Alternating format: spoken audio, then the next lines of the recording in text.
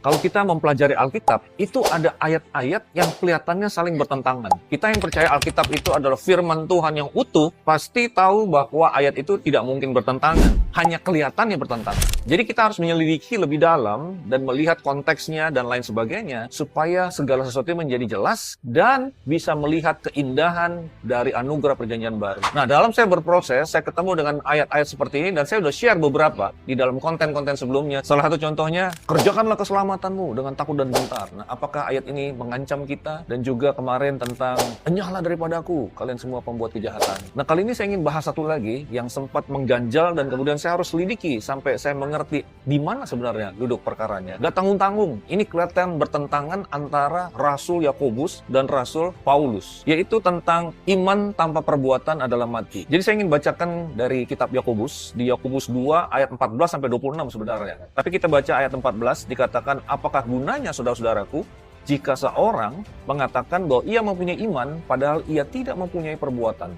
Dapatkah iman itu menyelamatkan dia? Nah, Yakobus memberi contoh, ada orang yang kesulitan, tapi kita cuman bersimpati aja, tapi tidak sungguh-sungguh menolong. Jadi dalam contoh itu, imannya orang itu tidak ada perbuatannya, tidak bertindak nyata. Di ayat 17 yang dikatakan, demikian juga halnya dengan iman. Jika iman itu tidak disertai perbuatan, maka iman itu pada hakikatnya adalah mati. Ayat 20-nya, hai manusia yang bebal, maukah engkau mengakui sekarang bahwa iman tanpa perbuatan adalah iman yang kosong. Nah, sepintas pernyataan-pernyataan Yakobus ini kelihatannya bertentangan secara frontal dengan Paulus yang mengatakan keselamatan itu hanya karena anugerah dan oleh iman. Hanya oleh iman, tidak oleh perbuatan. Lalu Yakobus tiba-tiba ngomong, iman tanpa perbuatan adalah mati. Nah, saya ingin kutip Paulus, Galatia 2 ayat 16. Kamu tahu bahwa tidak seorang pun yang dibenarkan oleh karena melakukan hukum Taurat, tetapi hanya oleh karena iman dalam Kristus Yesus. Sebab itu kami pun telah percaya kepada Kristus Yesus supaya kami dibenarkan oleh karena iman dalam Kristus dan bukan oleh melakukan hukum Taurat. Ditambah lagi di Roma 3 ayat 28 dan Roma 3 30. Nah, jadi bagaimana duduk perkaranya? Apakah Paulus bertentangan dengan Yakobus? Nah, saya percaya keduanya tidak bertentangan. Dan yang menolong saya untuk memahami ini adalah satu pola, satu pattern yang ada di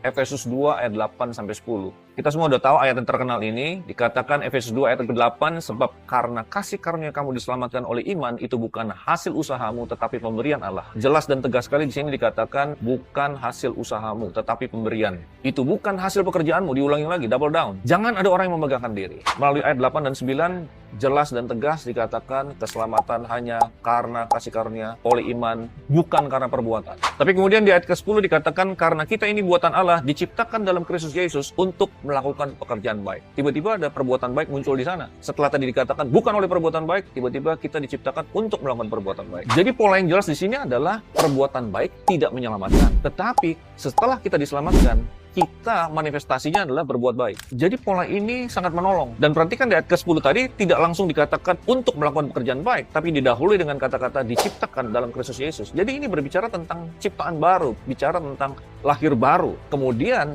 orang yang lahir baru akan melakukan pekerjaan baik sebagai buah, sebagai manifestasi daripada imannya. Nah, kalau kita dibantu oleh pola ini, maka kita bisa memahami bahwa Yakobus tidak bertentangan dengan Paulus. Karena Yakobus tadi, pada saat dia berbicara tentang, kok ada orang susah kamu nggak tolong? Dia sedang mendorong orang percaya, kalau kamu sungguh-sungguh punya iman sejati, iman kamu itu pasti ada manifestasinya. Jadi dia sedang mendorong orang yang sudah diselamatkan untuk memanifestasikan. Kalau nggak ada manifestasi, kalau nggak ada tindakan nyata, kan berarti iman kamu seperti mati. Jadi dia tidak sedang meng-cancel orang yang sudah diselamatkan. Kalau nggak berbuat baik, maka keselamatanmu akan hilang atau menjadi batal. Atau perkenan Bapa akan dicabut. Jadi kedua statement ini punya tempatnya masing-masing. Pada awal-awal kekristenan itu berkembang, ada serangan-serangan ajaran-ajaran sesat yang tidak sesuai dengan Alkitab. Jadi kalau saya umpamakan ini Injil, Paulus melawan musuh Injil di sebelah sini, Yakobus melawan yang di sebelah sini. Paulus melawan mereka yang berusaha menambahkan perbuatan terhadap iman. Dia katakan tidak. Kalau Yesus, Yesus saja. Tidak Yesus plus sunat. Sunat ini tidak akan menyelamatkan. Sebaliknya Yakobus sedang menghadapi ajaran yang bertentangan yang lainnya yang mengatakan, ya beriman, iman aja, gak usah ngapa-ngapain. Tidak ada perbuatan, gak apa-apa. Jadi dia mendorong orang-orang percaya untuk memanifestasikan iman mereka. Jadi pernyataan Yakobus bukan untuk bertentangan dengan Paulus dan juga tidak untuk membatalkan